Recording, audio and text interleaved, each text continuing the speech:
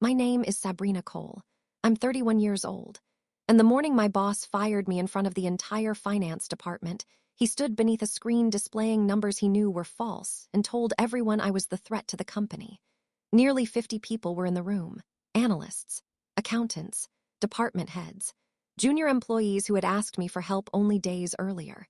Even our CEO had joined by video from another office. My boss, Graham Vale, stood at the front of the room in a dark charcoal suit, one hand resting casually on the conference table as if he were about to deliver ordinary quarterly updates. He looked calm. That was what frightened me, not the raised voice, not the accusations. The calmness. It meant he had planned the humiliation carefully. Behind him was a financial report I had spent almost 3 weeks reviewing, except it was not my report anymore. My name had been removed. Losses had been reduced. The overdue loans had been reclassified. Projected revenue had been recorded as if the money were already sitting in the company's account. And an 8-figure withdrawal from one of our largest investors had disappeared entirely. The numbers were clean, bright, reassuring, false. Graham looked around the room before finally turning toward me. "Sabrina," he said, "would you like to explain why your original report contained such serious errors?" The question was designed to sound fair. That was Graham's favorite kind of cruelty. The type that arrived wearing professional language. I sat near the middle of the long table with my notebook closed in front of me. My company laptop had already been remotely locked. I knew because I had tried to open the reconciliation file 10 minutes before the meeting began. The login screen rejected my password. When I looked toward IT, one of the technicians avoided my eyes. That was when I understood this was not a discussion. It was an execution. I looked at the altered report behind Graham. The original figures were supported by the loan schedules, project ledgers, investor statements, and bank reconciliations, I said. A few people shifted in their chairs. Graham gave a patient smile. The figures were based on an overly conservative interpretation. No, I replied. They were based on the records. His smile tightened. That was the first crack. He clicked to the next slide. A table appeared showing Westbridge Capital Group as profitable for the quarter. According to that table, the company had exceeded its targets. According to reality, we had missed them badly. Graham pointed toward the projected revenue line. This version reflects the company's actual commercial position. I looked at him. The money has not been earned. It is contractually expected. Expected revenue is not the same as recognized revenue. Several senior finance staff lowered their eyes. They knew I was right. Every qualified accountant in that room knew I was right. But Graham was the chief financial officer. I was a senior reporting analyst. Being correct and being powerful are not always the same thing. Graham folded his arms. This is exactly the problem. What problem? Your inability to understand context. The CEO's face remained visible on the screen behind him. Marcus Dean was watching quietly. He had built Westbridge from a small property investment company into a regional financial group. He liked to describe himself as a visionary. Visionaries, I had learned, often dislike people who ask them to read footnotes. Graham continued. You treat numbers as if they exist in isolation. They don't. They exist within strategy, timing, and commercial reality. I felt the heat rise beneath my collar. Commercial reality doesn't change the numbers. The room went completely silent. That was the sentence that ended my job. I knew at the moment I said it. Graham's expression changed. Not dramatically. His face simply emptied. He placed the remote on the table. Thank you, he said. You've made my decision easier. I looked toward Angela Reed, the head of human resources. She was seated near the end of the table with a folder in front of her. She would not look at me. Graham turned toward the department. Over the past several weeks, Sabrina has repeatedly resisted executive direction, circulated misleading financial information, and created unnecessary panic regarding the company's reporting position. I almost laughed. Not because it was funny, because I had never heard fraud described so politely. He continued. She was given multiple opportunities to correct her analysis. Instead, she chose to escalate confidential information outside the appropriate reporting structure. That part told me he knew. He knew I had filed the whistleblower complaint. I had submitted it through the company's confidential compliance system 2 days earlier. The policy promised anonymity. Apparently, anonymity lasted only until the complaint reached someone powerful enough to dislike it. Graham looked directly at me. Effective immediately, your employment with Westbridge Capital Group is terminated. A quiet sound moved through the room. Someone inhaled sharply. A chair creaked. Nobody spoke. Graham went on. The grounds are insubordination, failure to complete assigned duties, mishandling confidential information, and conduct inconsistent with the responsibilities of your position. I glanced toward Marcus on the video screen. He still said nothing. That hurt more than Graham's words. Marcus had praised my work at 2 company events. He had once told me I was exactly the kind of disciplined professional Westbridge needed. Now he watched while Graham destroyed my reputation using the same discipline against me. Angela finally spoke. "Sabrina, security will escort you to your desk so you can collect your personal belongings." The room blurred for half a second. Not because I was going to cry. Because I had not slept properly in days. Because I had been reviewing numbers until midnight and waking before dawn. Because some part of me had still believed documentation would protect me. Graham stepped closer to the table. Then he delivered the line I think he had rehearsed. "You nearly damaged this company because you wanted attention." That was when I stood. I picked up my notebook, closed my pen inside it. Then I looked at the altered financial report behind him. "No, Graham," I said. "I refused to damage it just to protect you." His face darkened. I walked toward the door. Nobody stopped me. Nobody defended me. But as I passed the junior analysts seated near the wall, one of them, Daniel Price, looked at me with something between fear and apology. He knew. He had been the person Graham tried to use to replace my report. And Daniel had refused to change the figures without written authorization. That was probably why Graham had removed his name from the final version, too. At the door, I turned once. Not toward Graham, toward the entire room. "Read the version history," I said. Then I left. 3 days later, government financial regulators walked into Westbridge's headquarters carrying a formal inspection notice. They entered through the same glass doors security had escorted me out of. They requested the quarterly report, the original working papers, the audit trail, the related party payment records, and all internal communications concerning the company's refinancing. Graham told the board it was a routine inquiry. Then the lead investigator placed my original report on the boardroom table. The report Graham thought he had buried. The report with my name still on it. Before I tell you what happened when they opened it, please like this video, subscribe, and comment your thoughts on the story. It really helps support the channel. Because what Graham failed to understand was simple. He could fire me. He could remove my name from the final report. He could lock my account and march me out of the building. But he could not erase a document that had already entered the compliance archive. And he definitely could not change the version history. I joined Westbridge Capital Group when I was 26. At the time, the company occupied only 2 floors of a modest office building and had fewer than 100 employees. Its business model was simple. Westbridge raised money from private investors, used it to finance commercial property projects and business loans, and earned returns through interest, development profits, and management fees. The company's public image was polished. Successful developments. Satisfied investors. Charity events. Awards. Photographs of Marcus Dean shaking hands with politicians, bankers, and community leaders. Inside the finance department, however, the reality was much less glamorous. Our job was to turn hundreds of transactions, loan schedules, project costs, investor movements, and bank statements into financial reports that leadership could understand. I loved the work.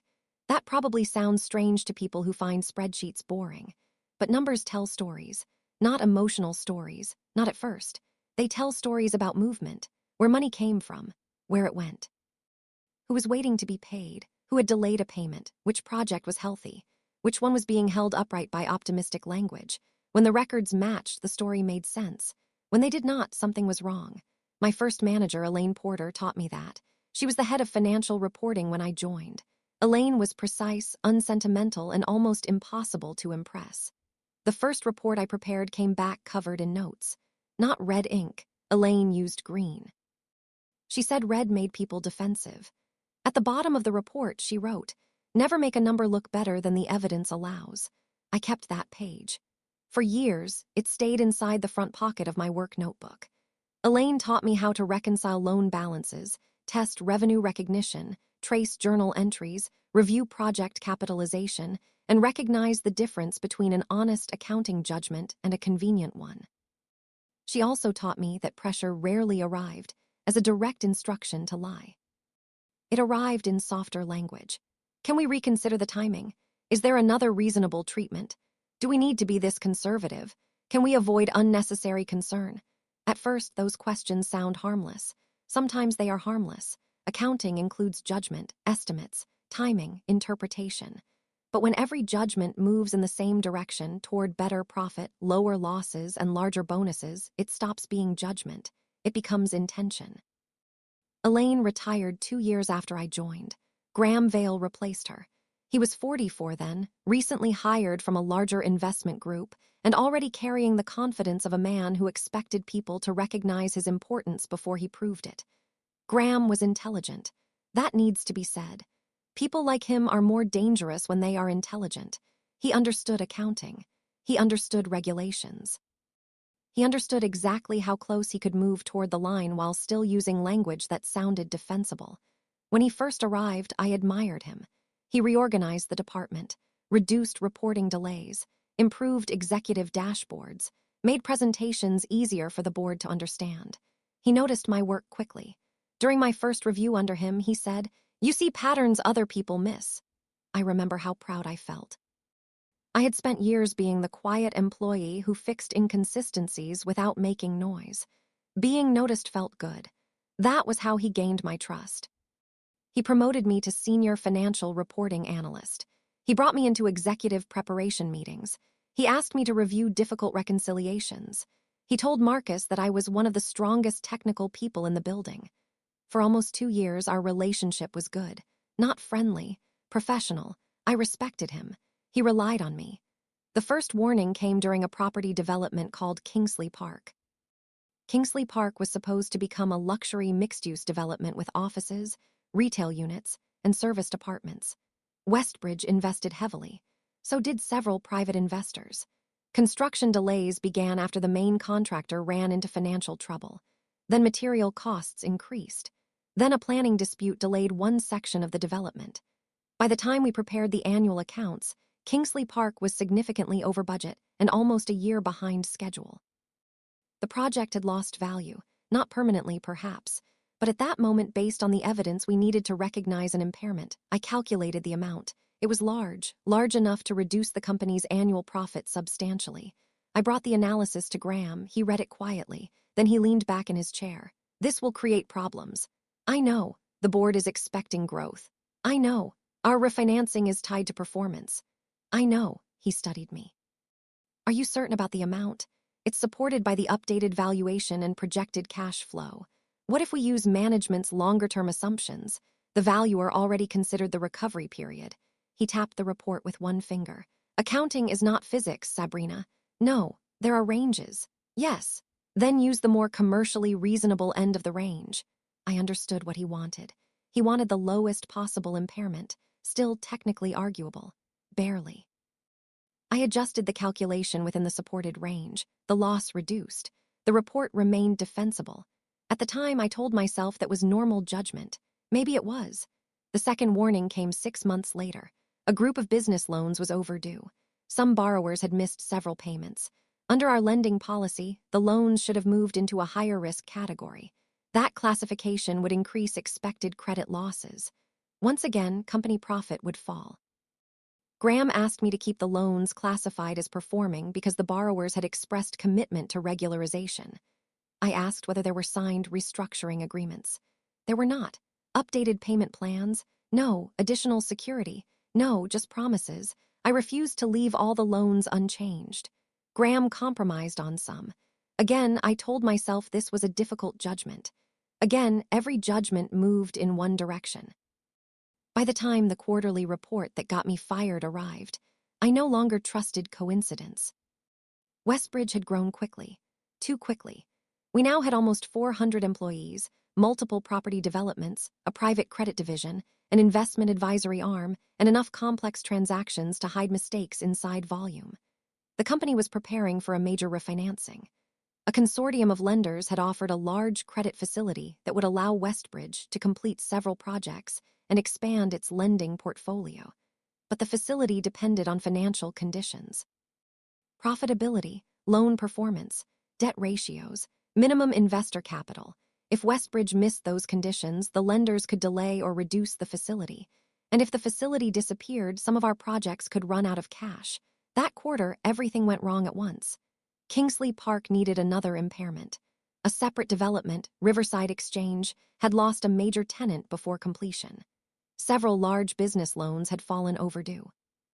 One institutional investor had requested a significant withdrawal, and related party consulting payments had increased sharply. My first concern was the investor withdrawal. The draft report still showed the investor's funds under management, but the money had already left one of our accounts.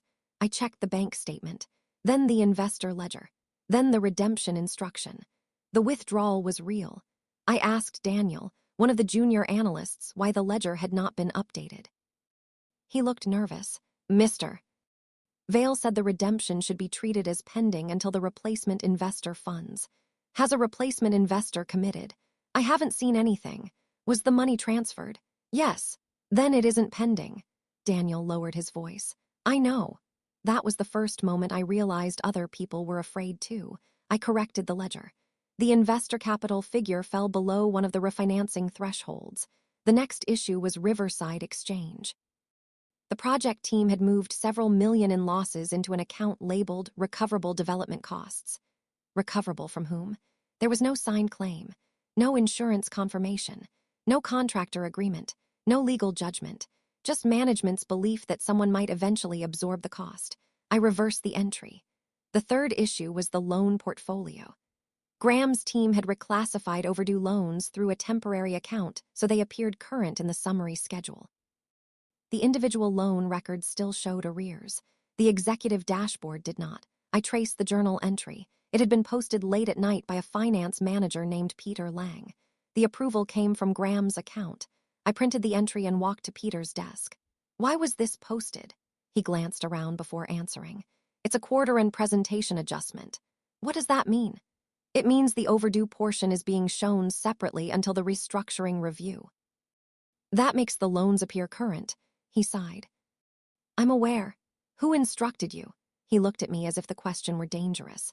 You know who? I did. The related party payments were worse. Westbridge had paid large consulting fees to two small companies. I searched the vendor records. One company shared an address with a business owned by Graham's brother-in-law. The other had a director who previously worked with Graham. There might have been legitimate services, but the invoices were vague.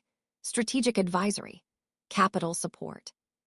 Transaction facilitation. No detailed deliverables. No time records, no reports, no clear procurement approval.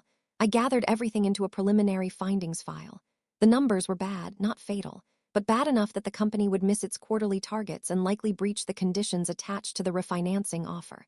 I booked time with Graham. His assistant scheduled 30 minutes. I needed 10. I entered his office carrying a folder and my laptop. Graham was looking at his phone. He did not look up when he said, "Tell me this is good news." It is. That got his attention. I sat across from him and opened the report. I explained each issue. The investor withdrawal, the project losses, the overdue loans, the related party payments, the revenue recognition. At first, he listened without interruption. Then he closed the laptop, not roughly, calmly. What does this do to the quarter? It turns the reported profit into a loss. How large? I told him. His face remained still. And the refinancing ratios. We missed 2 of them. He leaned back. For several seconds, neither of us spoke. Then he asked, who else has seen this? Daniel has seen parts of it. Peter knows about the loan adjustment. The project teams know their individual numbers. Has Marcus seen the full report? No. The board? No. He nodded slowly. Good. The words sat between us. Good. Not because the problem was containable, because the truth had not spread yet. He stood and walked toward the window. Westbridge occupied the top floors of a modern glass building by then. From Graham's office, you could see construction cranes, office towers, and the unfinished shell of one of our developments. He kept his back to me. Some of these treatments can be revisited. Which ones? The Riverside costs may be recoverable. There's no supporting agreement. There will be. When? Soon. We can't recognize that before it exists. He turned. Loan restructurings are progressing. We don't have signed terms. We will. The investor funds have already left. We're replacing them. With what? He returned to his desk. Sabrina, I need you to stop treating the reporting date like the end of the world. It's the date we're reporting, and reporting is supposed to reflect the business. It does. No, you've produced the most damaging possible interpretation. I stared at him. I've produced the supported interpretation. He sat down. Then his voice softened. That was when I became more nervous. Sabrina, you are very talented. I said nothing. You have a future here. Still nothing. Director-level promotions are being discussed. There it was, the offer before the threat. He slid the report back toward me. Review the timing. Reclassify the overdue loans pending restructuring. Keep the Riverside costs in the recoverable account. Restore the investor amount until replacement funds are finalized. The money is gone. Temporarily. It is still gone. His eyes hardened. Then use projected inflows. As existing capital, as part of the broader funding position. That would be false. He leaned forward. Be careful with that word. What word? False. I held his gaze. What would you call it? He ignored the question. Instead, he said, you need to learn the difference between technical accuracy and commercial reality. I closed the folder. Commercial reality doesn't change the numbers. It was the first time I said that sentence, not the last. Graham's jaw tightened. Then he smiled. The meeting ended politely. That was how I knew the real fight had begun. Over the next week, Graham avoided putting any direct instruction in writing. He called me, stopped by my desk, scheduled brief meetings without agendas, asked me to reconsider presentation, asked me to align with leadership assumptions, asked me to avoid premature conclusions. Each time, I sent a follow-up email. As discussed, the current evidence supports recognition of the Riverside loss. As discussed, the investor withdrawal occurred before the reporting date and should not remain within investor capital. As discussed, the overdue loans do not meet the company's definition of performing assets without signed restructuring terms. He never replied directly. Instead, he called again. One evening, around 7, he came to my desk after most of the department had left. You're creating a paper trail. I looked up from my screen. I'm documenting reporting judgments. No, you're protecting yourself. I'm protecting the report. He pulled out the chair opposite me and sat down. You're making people uncomfortable. Who? Leadership. Because of the numbers. Because of the way you are communicating them. There it was, the tone argument. When facts cannot be defeated, people often begin reviewing your personality. I asked, how should I communicate them? With balance. What balance? Confidence that management has a plan. A plan does not change the reporting date. He leaned back. You always need to be the smartest person in the room. I felt that one, not because it was accurate, because it was personal. Graham had spent years praising my intelligence when it served him. Now that the same intelligence resisted him, it had become arrogance. I said, this is not about being smart. It's about judgment. Yes, and you're showing poor judgment. I looked at him carefully. Because I won't alter the report. His expression changed. I did not say alter. What are you asking me to do? You know what I'm asking. Then say it. He stood. Finish the report. He walked away. That night I stayed until nearly 11, not changing the numbers, strengthening the evidence. I added loan schedules, bank confirmations, valuation extracts, journal entry references, vendor connections, email timelines. I attached every document needed to support the conclusions. Then I saved the report into the approved financial reporting workspace. Westbridge used an automated compliance archive. Every version uploaded to the workspace was preserved. Employees could revise documents, but they could not fully erase previous versions once the archive captured them. Most people forgot that. I did not. The next morning, Graham removed me from the executive review meeting. I discovered it when the calendar invitation disappeared. I asked his assistant whether it was an error. She looked uncomfortable. Mr. Vale said he only needs department heads. I prepared the report. I know. Who is presenting it? She hesitated. Mr. Vale. I returned to my desk. At noon, Daniel approached me. He looked pale. Can we talk? We went into an empty meeting room. He closed the door. Graham asked me to prepare another version. What version? One without the impairment. And with the investor amount restored. Did he put it in writing? No. Did you do it? I changed the template, but I didn't change the figures. He rubbed his palms together. He said I'm not ready for senior work if I can't follow direction. I felt anger rise. Not only for myself now, for Daniel. He was 25, talented, cautious, and still learning how power disguised itself. What exactly did he say? Daniel told me. I wrote it down. Then I said, do not post anything you cannot support. He nodded. I won't. Save your instructions. He didn't email me. Write down the date and time. He looked frightened. Do you think we're in trouble? I almost lied to comfort him. Instead, I said, I think the report is. That afternoon, Graham sent me a message asking for the final version by 9 the next morning. I replied, the report is complete based on the supporting records currently available. I cannot approve any version that reclassifies the overdue loans, omits the investor withdrawal, retains unsupported recoverable costs, or recognizes unearned revenue. 20 minutes later, he called me into his office. Angela from HR was there. That surprised me. Graham gestured toward the chair. Sit. I remained standing for a second, then sat. Angela opened a notebook. Graham said, we're concerned about your recent conduct. My conduct? Your refusal to follow reasonable direction. I've completed the report. You've completed your preferred report? The supported report? He exhaled slowly, as if dealing with a difficult child. You have circulated allegations involving senior executives. I documented reporting issues. You identified vendor relationships without complete context. I asked for supporting documents. You raised the possibility of regulatory breaches. I said the proposed treatment could create a regulatory issue. Angela spoke then. Sabrina, would you describe yourself as feeling unusually stressed at the moment? I looked at her. The question was so calculated that it almost impressed me. No, you've been working long hours. So has everyone. Some colleagues have described you as agitated. Which colleagues? She glanced at Graham. I'm not at liberty to say. I understood. They were building a record, not about the numbers, about me, overwhelmed, agitated, uncooperative, possibly unstable. I said, please provide any performance concerns in writing with specific examples. Graham laughed quietly. You see.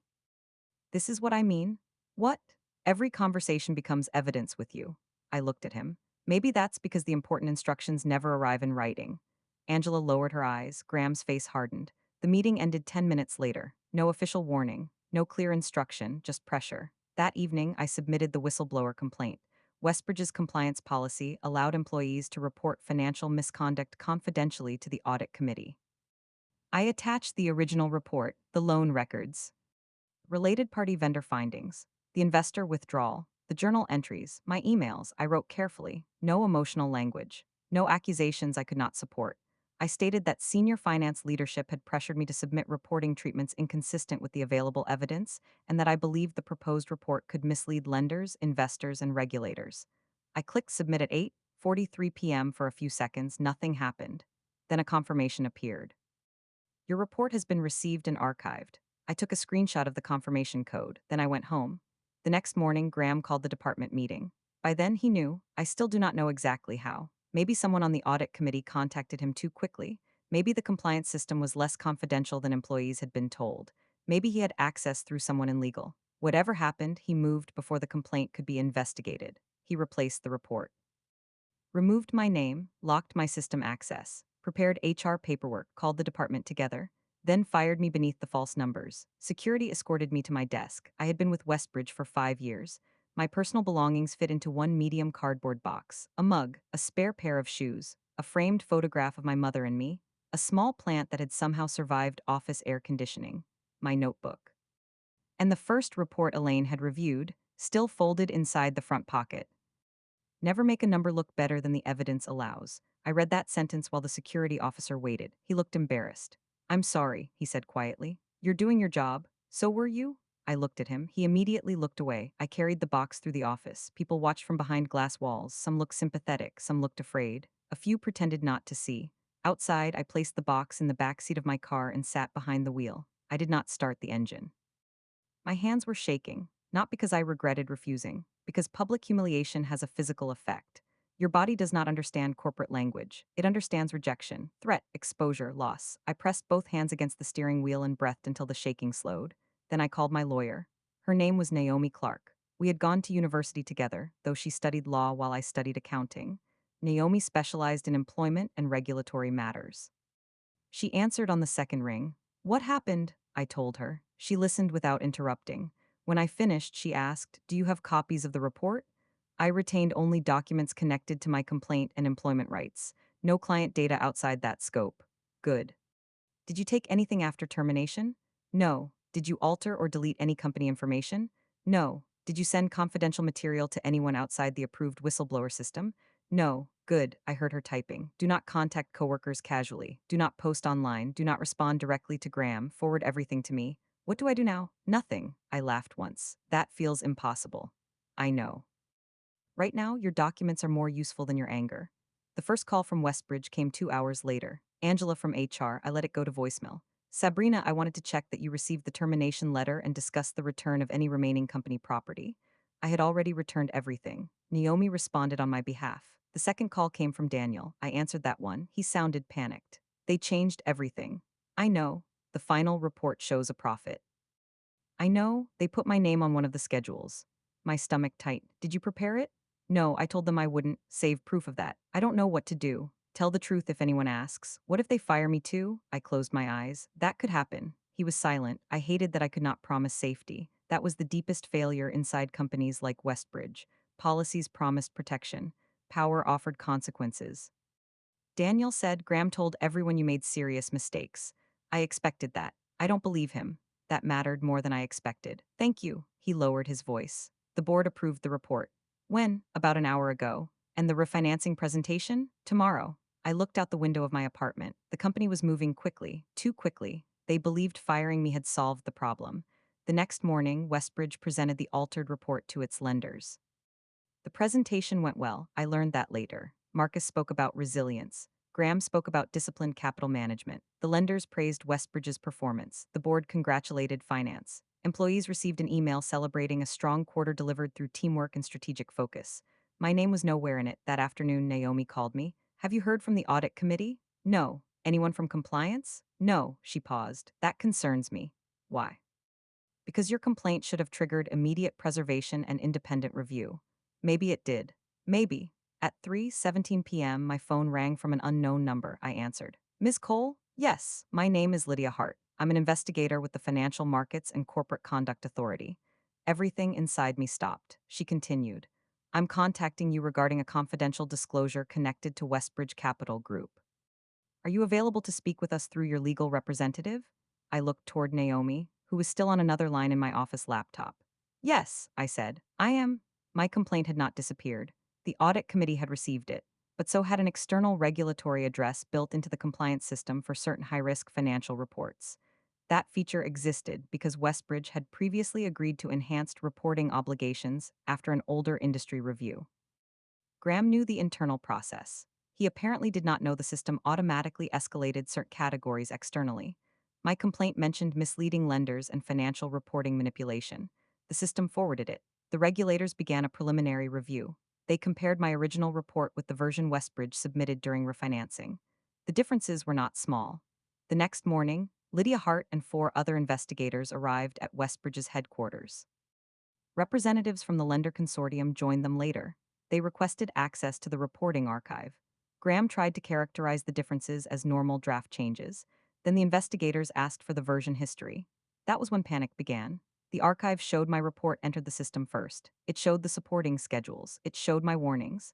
It showed that Graham accessed the files after my complaint. It showed changes made through his executive account. It showed my name removed. It showed Daniel's name inserted into one schedule after he had refused to prepare it. It showed the final version uploaded after my termination. And because the compliance archive preserved deleted items, it showed an email Graham believed no longer existed. The email had been sent to Peter Lang at 11:48 p.m. the night before I was fired. Move the losses into next quarter. Reclassify the loans and make the revenue line match the forecast. We only need the numbers to hold until refinancing is complete. Peter had deleted the message the next morning. The archive had not. The emergency board meeting began at 4:00 p.m. I was not there. Naomi and I received the details later through formal disclosure and interviews. The lead investigator placed printed copies of my original report on the boardroom table. Marcus sat at one end. Graham sat beside the company's general counsel. The audit committee chair, Evelyn Brooks, sat across from him.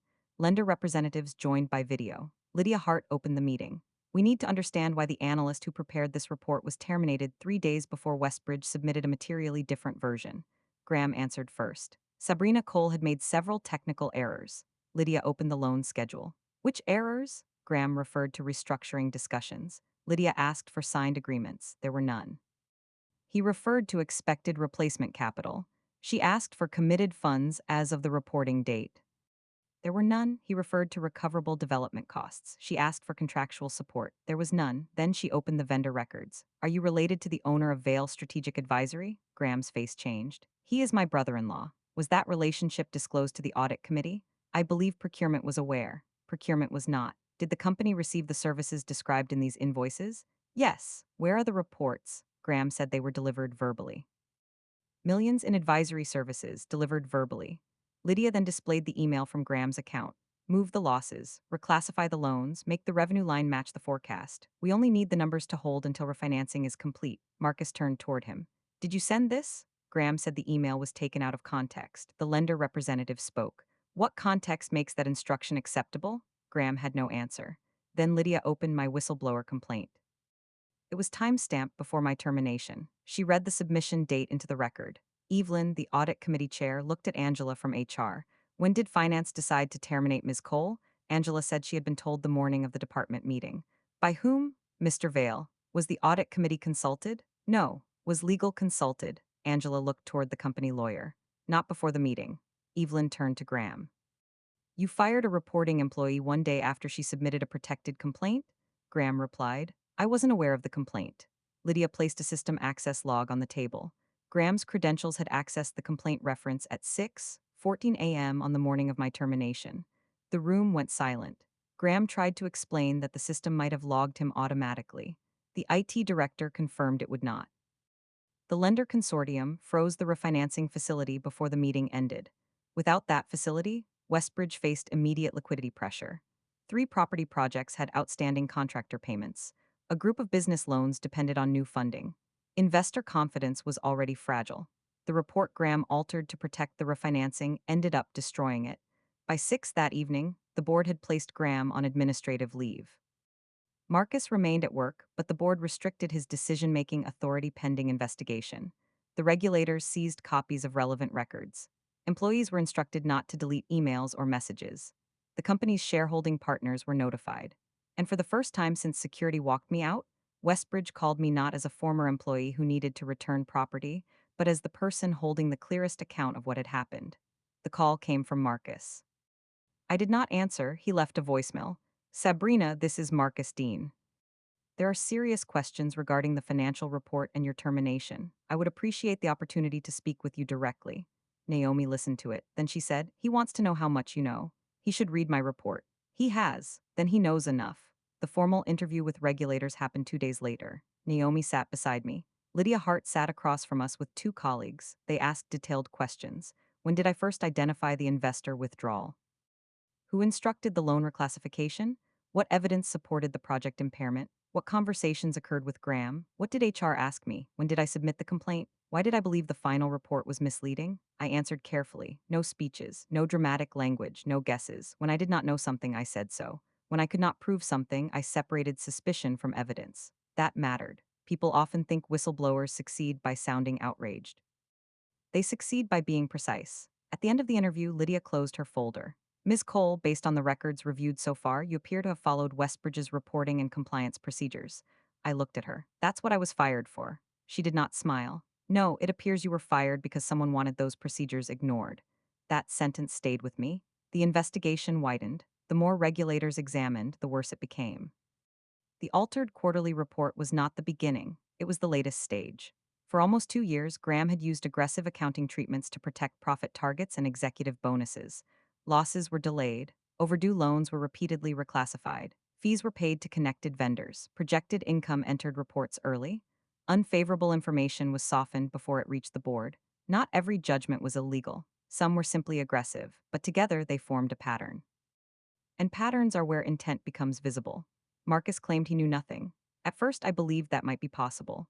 CEOs often receive summarized information. They rely on senior officers. Then investigators found 2 emails I had sent months earlier. I had copied Marcus on concerns about loan classification and Kingsley Park. His assistant marked both messages as urgent. Marcus never replied. His defense was that he had not personally opened them. The board did not find that comforting. Leadership is not protected by refusing to read difficult emails. Marcus was placed on administrative leave. The board appointed an interim CEO. Westbridge issued a public statement saying it had identified potential irregularities in historical financial reporting.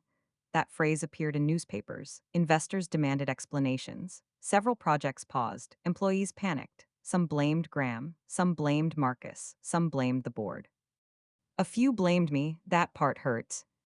Anonymous comments appeared online. A former employee with a grudge, a disgruntled analyst, someone who wanted revenge. It was easier for people to imagine one angry woman destroying a healthy company than to accept that senior executives had weakened it for years.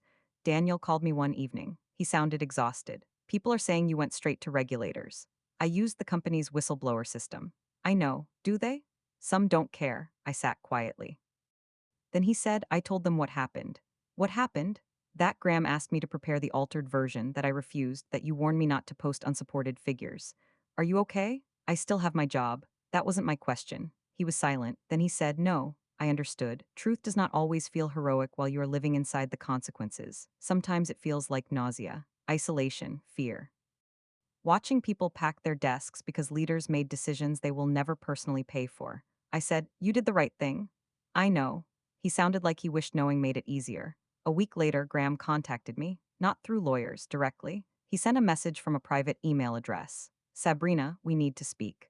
There are misunderstandings that can be resolved. I can make sure your position is restored with a promotion and compensation. All I need is for you to clarify that our discussions concerned reasonable accounting judgments, not instructions to misstate anything. I read the message twice, then forwarded it to Naomi. She called immediately. Do not answer. I wasn't going to. This is attempted interference. He thinks I'll help him. He thinks everyone has a price because he does. Naomi forwarded the message to the regulators. It became another piece of evidence. The next day, Graham's lawyer sent a formal notice saying the private email had been misinterpreted. That explanation did not help him. Within a month, Graham was dismissed. The official announcement said his employment had ended following an internal review. No praise, no thanks for service, just gone. Criminal and civil proceedings continued separately. I will not pretend I celebrated. I felt relief, anger, sadness, a strange emptiness.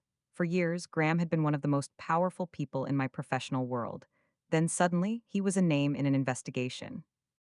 It made me think about how much authority depends on people agreeing to behave as if someone is untouchable. Once that agreement ends, the room changes quickly. Westbridge corrected my employment record.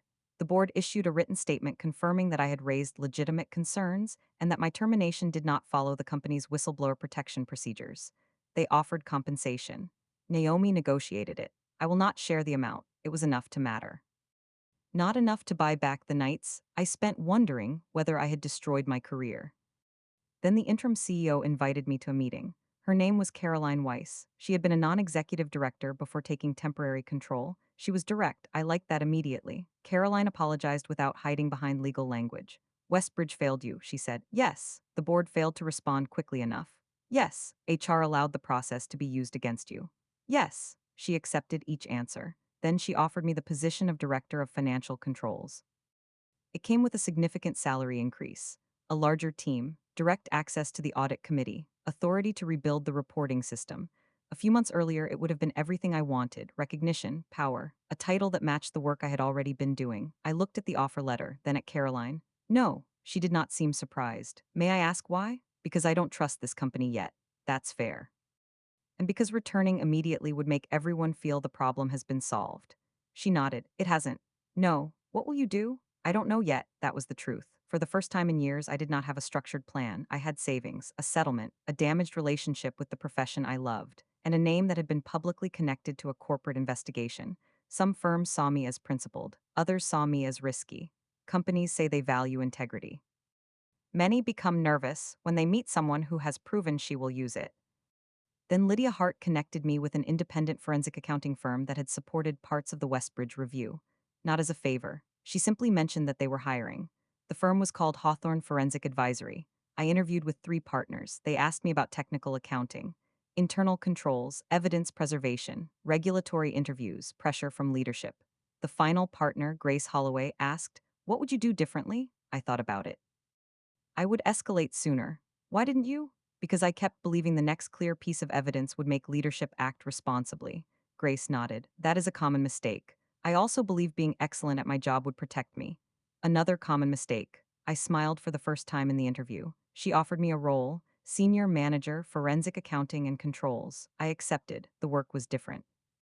Instead of preparing normal reports, I examined what happened when reporting systems failed. Fraud investigations, control reviews, whistleblower assessments, related party transactions, data reconstruction. I learned how deleted messages were recovered, how approval trails were analyzed, how executives used private channels to avoid records, how small inconsistencies connected into larger schemes. Most importantly, I learned that my instinct had been right. Numbers do tell stories. But sometimes the most important part is who tried to rewrite them. 6 months after I joined Hawthorne, Westbridge hired our firm to rebuild its financial controls. Grace called me into her office. You don't have to take this assignment. I looked at the engagement letter, Westbridge Capital Group. For a moment, I was back in the department meeting. The screen, the silence, Graham telling everyone I wanted attention, security waiting at the door. Then I thought about Elaine's note, never make a number look better than the evidence allows. I'll take it, I said. Are you sure? Yes, I returned to Westbridge on a Monday morning, not through a side entrance, not quietly, through the main doors. The security officer at the desk recognized me, the same man who had escorted me out. He stood, Ms. Cole. Hello. He glanced at the visitor badge prepared for me, then at the Hawthorne folder in my hand. Lead consultant? Yes. A small smile appeared. Good. He handed me the badge. I took the elevator to the executive floor. The boardroom was already full. Caroline sat at the head of the table. Angela from HR was there. Peter Lang was there too, now cooperating with the investigation and no longer in a leadership role. Several executives who had watched my firing sat around the table.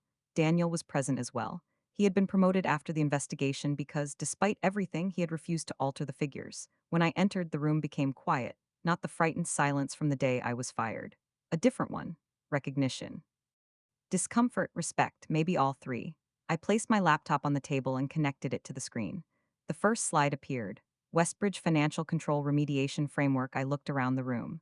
This review will focus on reporting ownership, journal entry approvals, related party disclosures, whistleblower protections, regulatory escalation, and evidence preservation. Nobody interrupted. Then I added, this time nobody gets to decide what the numbers mean after they've already been calculated. Daniel smiled slightly. Angela looked down. Caroline nodded, and we began. The project lasted 7 months. Westbridge survived, barely. It sold 2 developments, reduced its lending portfolio, replaced several executives, restated historical financial information, paid penalties, lost investors, won some back. The company became smaller, less glamorous, more honest. At least for a while, I did not return to stay. When the engagement ended, I walked out of the building by choice. No security escort, no cardboard box, no damaged name. I had my own team waiting downstairs, my own title, my own work. Sometimes people ask whether I consider what happened revenge. I don't know. Revenge suggests I wanted Westbridge to suffer. I didn't. Hundreds of innocent employees worked there. Contractors depended on those projects. Investors included retirees and family businesses. I wanted the truth acknowledged before the lie became larger. The suffering came from waiting too long. Graham believed he was protecting the company. Perhaps at first he even told himself that. One delayed loss, one aggressive estimate, one reclassified loan, one quarter held together until the next source of funding arrived. But dishonesty rarely stays temporary. Once people learn that numbers can be moved to protect them, the numbers become tools, then weapons, then evidence. My boss fired me because I would not alter the report. He removed my name, changed the figures, called me unstable, accused me of seeking attention, and told an entire department that leadership decided what the numbers meant. 3 days later, regulators opened my original report. They did not care about his title. They did not care about his presentation. They did not care how confident the altered figures looked on a screen. They looked at the bank statements, the loan schedules, the journal entries, the timestamps, the emails, the evidence. And once they did, the story changed. Not because I shouted louder, because the records spoke clearly. My name is Sabrina Cole. I lost my job for refusing to put my signature on numbers I knew were false. For a few weeks, I believed that decision had ruined my career. Instead, it defined it. Graham thought firing me would erase the warning. But when the regulators opened my original report, the only figure he could no longer change was the cost of his own lie.